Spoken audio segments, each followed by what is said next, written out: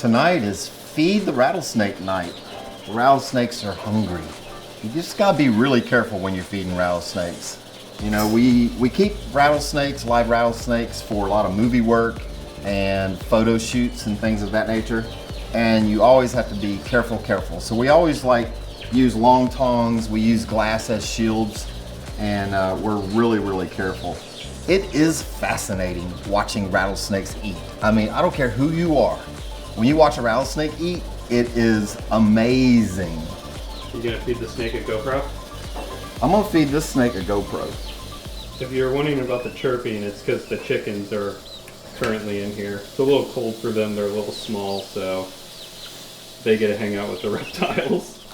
Yeah, these are our egg-laying chickens to go out in the chicken yard for the spring. So by the time spring gets here and they can go outside, they'll be big enough to probably around June, they'll start laying eggs. Unless they're roosters. The roosters, well, Colonel Sanders has a recipe for the roosters. Yummy. Wow, so fast. The frequency of feeding in the reptile room really depends on the individual snake itself. For instance, Mama Lav is our largest snake, and she is around 20 feet reticulated python. She really only needs 1 meal every 30 days or so. She doesn't require that, but that's what we feel like she needs to continue to grow and put on some weight. Now, some of the smaller snakes get fed a lot more often, especially the younger snakes, because younger snakes need smaller meals more often. So a lot of these younger snakes, especially the ones that are under 12 inches, they get fed every couple of days. So it really just depends on the individual animal. Our rattlesnakes and most of our snakes in the Wildlife Command Center reptile room are fed mice that have been euthanized at the breeding facility, frozen, and then shipped to us, or they're fed rats, or they're fed guinea pigs. All of these animals are euthanized at the breeding facility, frozen, and then shipped to us. Also, our snakes will eat day-old chickens, which are euthanized at the hatcheries, frozen, and then shipped to us. So everyone's meal in the Wildlife Command Center reptile room is basically a frozen TV dinner. So this is the thing, there's like companies out there that just do basically frozen food for this type of situation? There are multiple companies that market frozen foods for reptiles. Most of them are rodents, except for there are some companies that freeze other reptiles because certain reptiles only eat other reptiles.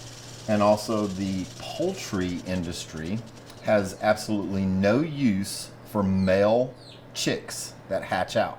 They have absolutely no use. And so they're immediately euthanized, frozen, and sold to the pet industry or the zoo industry, where they need some type of protein meat for their carnivorous animals, such as snakes and alligators. Also, tigers and cats. So rattlesnakes are found throughout most of the 48 states. There's no known rattlesnakes in Alaska or Canada. However, there are rattlesnakes in South Dakota, North Dakota, Wyoming, different areas like that.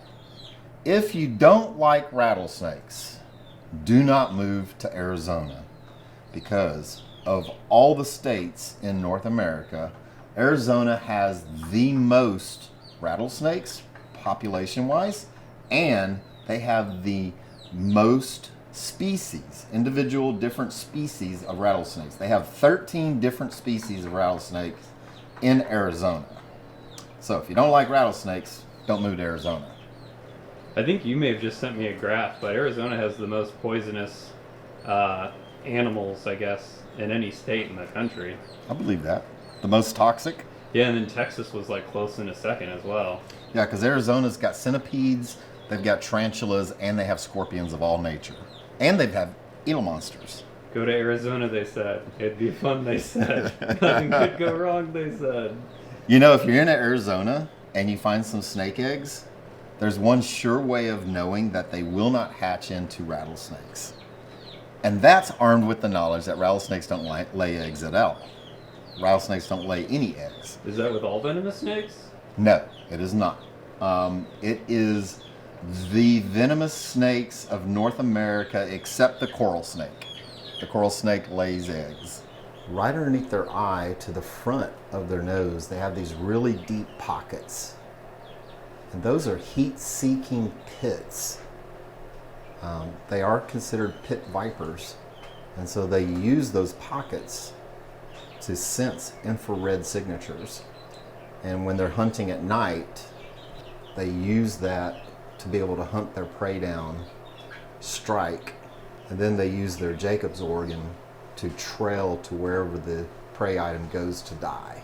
That forked tongue that comes out the bottom where you see that mouse's tail right there, that pulls inside that Jacob's organ, and with that, it can flick its tongue and follow its prey for as long as there's a hot trail. The snakes do swallow their prey whole, always. They never tear their prey apart, they never chew their prey. So their digestive system is very, very complete. They digest everything, and when that snake will poop, the only thing that's going to come out is just a calcified blob of calcium bones that are dissolved, and some teeth and few toenails, but everything else is dissolved. And so about 3 weeks from now, she'll probably poop out the mouse that she's eating now.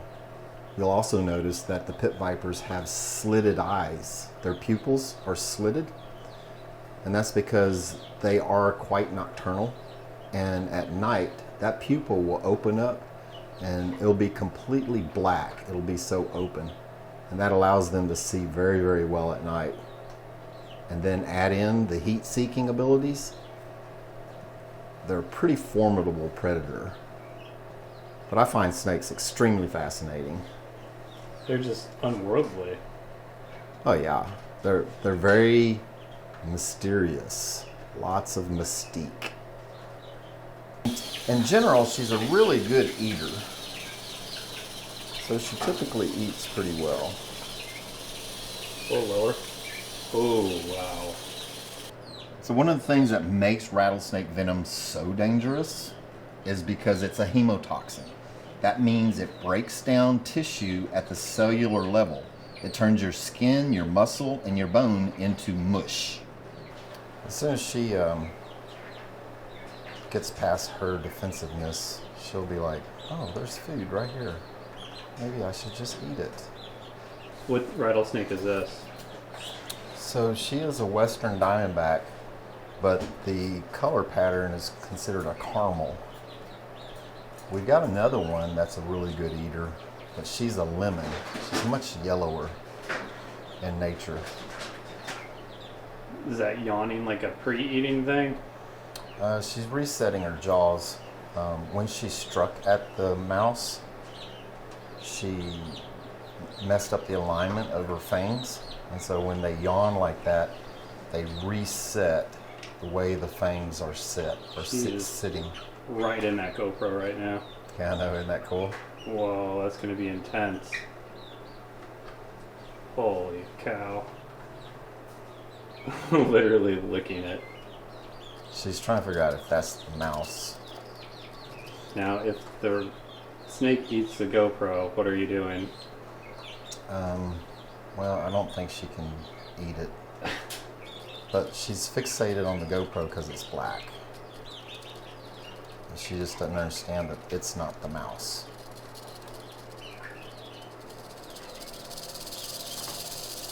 What is this fight stand?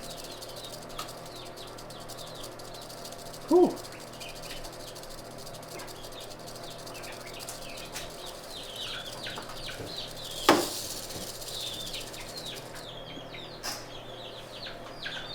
I'll tell you what, I'm pretty glad you're here.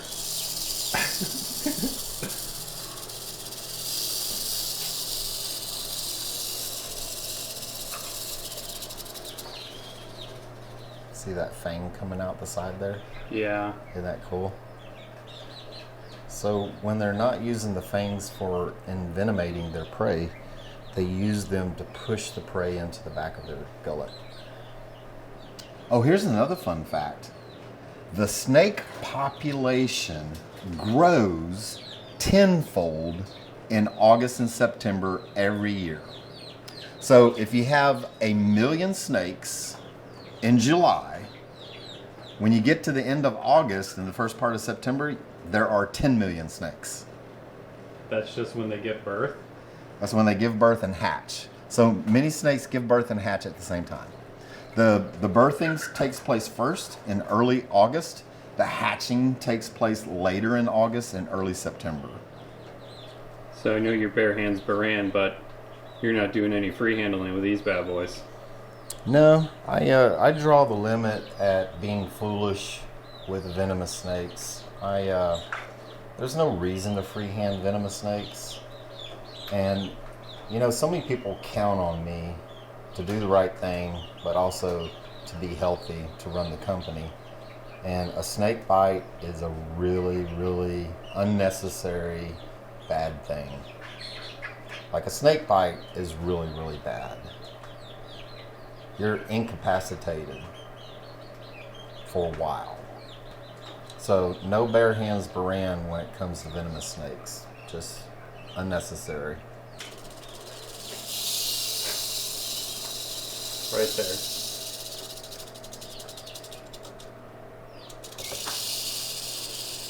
Yeah, hold that right there.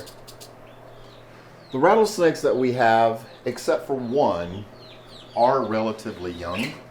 And so they are eating a little bit more often than what they need to. Typically in the wild, a rattlesnake will eat a medium-sized meal every 7 to 10 days. And currently we're feeding ours a small meal once a week. We do have one large wild-caught rattlesnake that eats a medium-sized meal every 3 weeks. It's like, I wonder if it's going to be too close for the GoPro to focus. I mean, but it is right in front of the camera. Yeah, I know. It probably is too close. All right, let's pull this equipment out of here. We're done.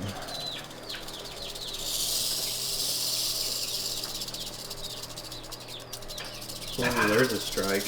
Wow. Wonder what that looks like. Holy cow. Ooh, that's a hot GoPro. That was crazy, man. That was right on the GoPro. It was like right on cue. Feed the alligator. Feed the alligator. You come out Feed and play. it good. Feed it good. Feed the gator. Feed the gator. Feed it good. Oh my goodness.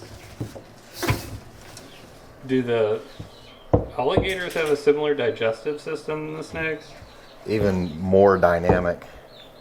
Alligators can literally digest license plates from cars, which they've been known to swallow. Lots of fun stuff in the reptile room at Wildlife Command Center. Well, all the rattlesnakes have eaten tonight. I hope you've enjoyed this video. I mean, isn't it fascinating watching the snakes just surround their prey and swallow it whole? If you guys are brand new to our channel, make sure you hit that subscribe button down there. Turn on that little bell notification. Get all the notifications when we upload new videos. You're going to want to see some of the stuff we got coming up. I've been bugging Michael about doing more in the reptile room, so if you're liking this, give us a comment below. And you can see more weird stuff like this. So subscribe.